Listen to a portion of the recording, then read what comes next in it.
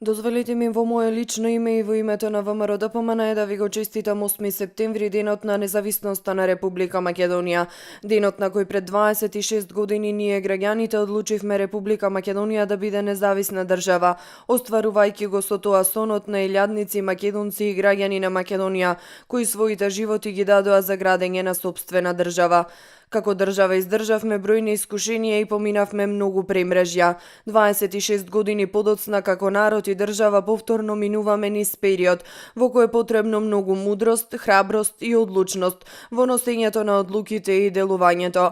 Повторно минуваме низ период во кој се отвараат прашања што длабоко задираат во нашиот идентитет и немаме веќе ни малку простор и комоција да дозволиме непромислени одлуки, чии последици би ги чувствувале долго во иднина. Антидржавните и антинационалните политики мора да ги оставиме зад нас. Тргување со највисоките државни и национални интереси не смее да се дозволи. Убеден сум дека единствени, сплотени со јасно зацртана визија и цел, ќе успееме Република Македонија да ја направиме подобро место за живење за сите нејзини граѓани, држава каква што сакаме да им оставиме на нашите деца.